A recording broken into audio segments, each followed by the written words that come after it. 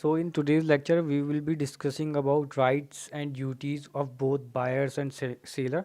This is a very easy topic, yet it's a very important topic. ठीक है. तो सबसे पहले we will be discussing about the rights of seller. Seller मतलब जिसने वो प्रॉपर्टी बेची है. तो सबसे पहली राइट क्या होती है? That is right to claim price of goods. Obvious सी बात है, सबसे पहले राइट जो कि सेलर को मिलेगी that is to receive the price of goods. Price का, गुड्स का जो भी प्राइस है, price is the money consideration which we have discuss above in the previous lecture. तो वो लेना उस सेलर का राइट है जब उसने अपनी कोई गुड्स को सेल कर दिया है, उसके अंदर की जो प्रॉपर्टी है उसको ट्रांसफ़र कर दिया है. तो उसके लिए प्राइस एक एसेंशियल एलिमेंट होता है of the contract of sale. ठीक है. तो अगर उसको वो प्राइस मिलना उसका अधिकार है, it is his right to claim that price of that particular goods. तो सबसे पहले राइट ऑफ सेलर हो गई, that is the price of goods. Second is right to claim damages. ठीक है. अगर कॉन्ट्रैक्ट ऑफ सेल होता है दोनों पार्टीज़ के बीच में, सेलर और बायर के बीच में, और वो किसी तरीके से ब्रीच हो जाता है, मतलब बायर उसको लेने से मना कर देता है या फिर कुछ भी प्राइस देने से मना करता है या फिर किसी भी तरीके का वो उसकी किसी भी राइट का इन्फ्रिंजमेंट करेगा. तो बेसिकली जब भी राइट का इन्फ्रिंजमेंट होता है वहाँ पर एक रेमेडी होती है, ओ बी जस्ट ई बी रेमेडियम, where there is a right there is a remedy. ठीक है. तो अगर किसी भी तरीके की राइट जो कि मैंशनड है राइट्स ऑफ सेलर की, अगर वो ब्रीच होती है, ठीक है, तो क्या होगा उसके पास? Damages, right to claim damages. अगर कोई भी राइट ब्रीच होती है तो सेलर जो है वो अपनी डैमेजेस, डैमेजेस किसे कहते हैं? नुकसान को.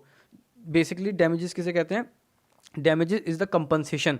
ठीक है. तो वो कंपनसेशन वो क्लेम कर सकता है. Damages is the right to claim compensation. Damage और डैमेजेस में डिफरेंस होता है. डैमेज कहते हैं नुकसान को और डैमेजेस कहते हैं कंपनसेशन को. तो here the word which is mentioned is damages, right to claim damages. तो he can claim his compensation. ठीक है. तीसरा है right to claim installments. Installment हम आगे जाके later we will be discussing in detail installment क्या होता है, लेकिन मैंने पिछले वीडियो में भी आर्ट सेक्शन 38 में बताया था कि इंस्टॉलमेंट पार्ट डिलीवरी या पार्ट प्राइस की पेमेंट जो होती है फ्रॉम द बायर, जिस टुकड़ों में जो पेमेंट ली जाती है उसको कहते हैं इंस्टॉलमेंट.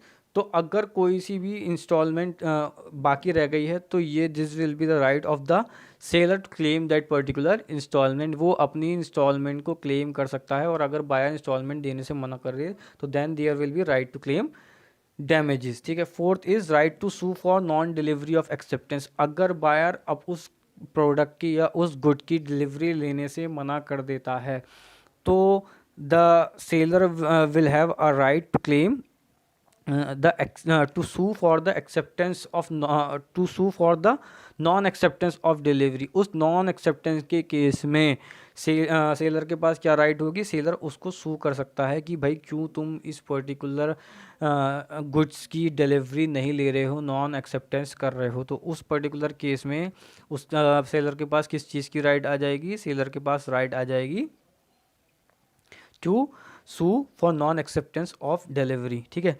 पांचवा है suit for breach of contract. अगर इसके अलावा उनका कॉन्ट्रैक्ट ब्रीच होता है, ब्रीच ऑफ कॉन्ट्रैक्ट किसी भी तरीके से होता है, तो सेलर के पास राइट है उसको सू करने का. ब्रीच ऑफ कॉन्ट्रैक्ट इन किसी भी कंडीशंस का, अगर कोई भी इस इन जितनी भी राइट्स यहाँ पर मेंशन्ड है, अगर वो राइट्स किसी भी तरीके से ब्रीच होती हैं तो राइट टू सू किसके पास होता है? सेलर के पास होता है. Right to sue is a kind of, हमने पहले ही पढ़ा था जब we are discussing about rights and rights, kinds of rights, primary and remedial rights. तो प्राइमरी राइट्स तो ये सारे हैं, राइट टू क्लेम प्राइस, ठीक है, राइट टू क्लेम इंस्टॉलमेंट. अगर इनका ब्रीच होता है तो फिर क्या अराइज होता है? राइट टू सू.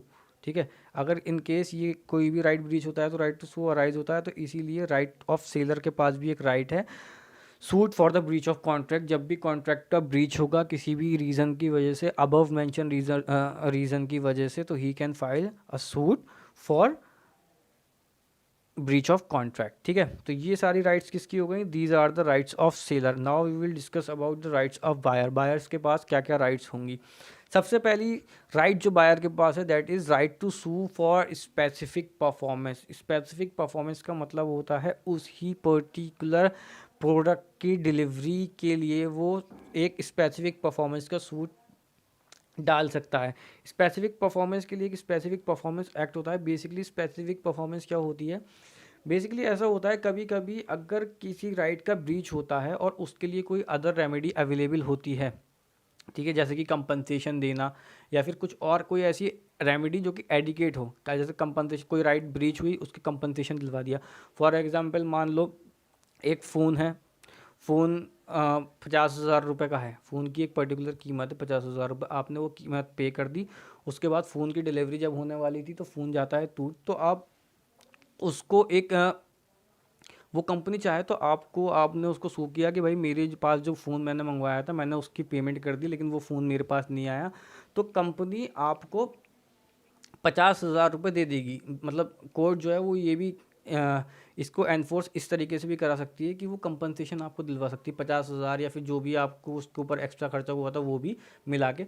तो यहाँ पर क्या होता है, यहाँ पर पता होता है कि भाई एक पर्टिकुलर चीज़ 50,000 रुपये की थी, तो या तो आप वो पर्टिकुलर चीज़ उसको दे सकते हो, या तो फिर भाई अगर पर्टिकुलर चीज़ नहीं दे पा रहे हो आप, तो आप उसकी एक सर्टेन कीमत थी 50,000 रुपये, आप वो भी प्रोवाइड कर सकते हो। ठीक है, तो कभी कभी एक ऐसी चीज़ होती है, कुछ ऐसी वैल्यूएबल चीज़ें होती हैं, कुछ ऐसी इंपॉर्टेंट चीज़ें होती हैं कि उन पर्टिकुलर चीज़ों की ही डिलीवरी ज़रूरी होती है, उस पर्टिकुलर चीज़ की ही डिलीवरी होनी चाहिए, उस स्पेसिफिक गुड्स की ही डिलीवरी होनी चाहिए। जैसे मैंने पहले भी एग्जांपल दिया था कि चाइनीज़ वॉच बहुत ज़्यादा वैल्यूएबल होते हैं और बहुत ज़्यादा एक दूसरे से डिस्टिंक्ट होते हैं। ठीक है, तो दो लोग अगर इस कॉन्ट्रैक्ट करते हैं चाइनीज़ वॉच को ख़रीदने का, तो अब कॉन्ट्रैक्ट हुआ किसका, चाइनीज़ वॉच को लेने का। ठीक है, लेकिन एंड टाइम पे अगर जो सेलर है वो मना कर दे कि भाई मैं ये चाइनीज़ वॉच नहीं बेच रहा, ठीक है, तो ऐसी कंडीशन में क्योंकि भाई उस Chinese watch that is a unique, उसकी कीमत का कोई अंदाज़ा नहीं लगा सकता, तो यहाँ पर क्या चीज़ क्रिएट हो जाती है, यहाँ पर एक चांस क्रिएट होता है कि उस पर्टिकुलर चीज़ का ही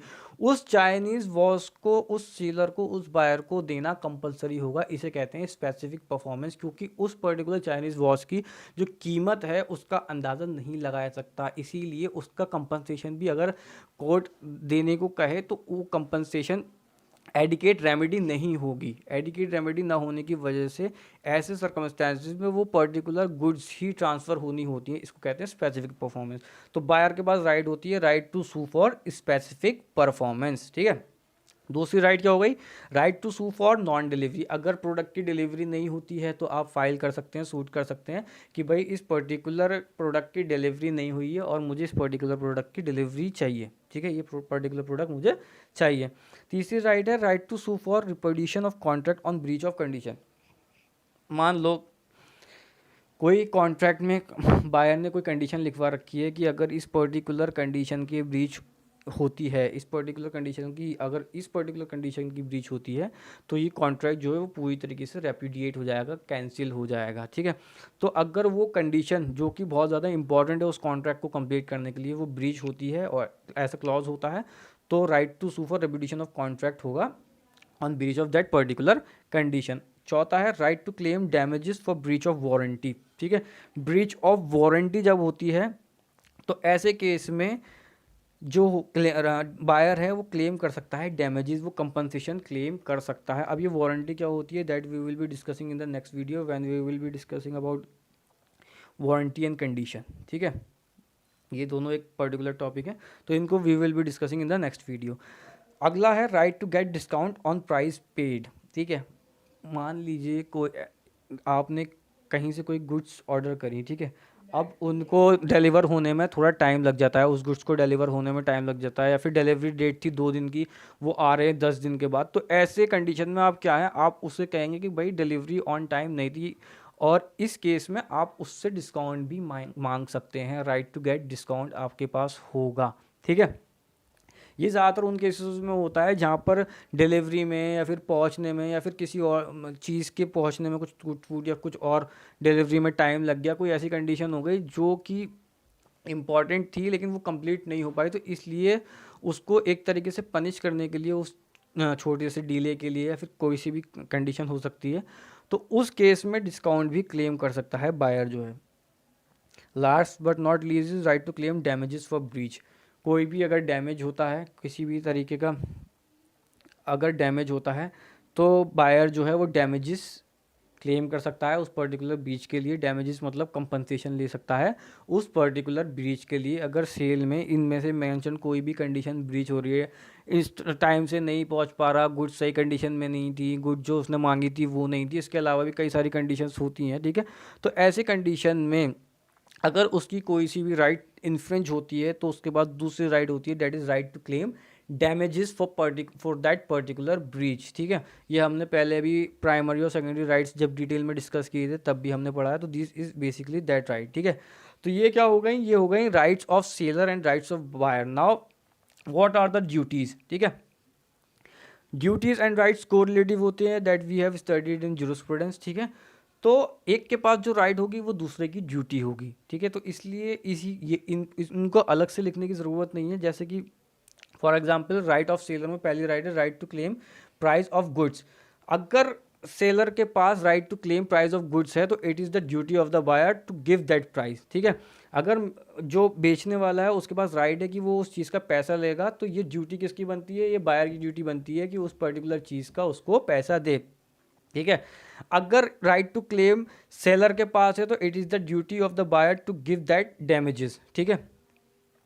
तीसरी चीज राइट टू क्लेम इंस्टॉलमेंट, अगर सेलर के पास है it is the duty of the buyer to give that instalment, right. तो ये क्या हो गई, ये सारी हो गई ड्यूटीज ऑफ द बायर। जो राइट ऑफ सेलर है उसके कोरिलेटिव जो होगी that will be the duty of buyer, और जो राइट ऑफ बायर है उसके कोरिलेटिव क्या होगी, ड्यूटी ऑफ सेलर होगी।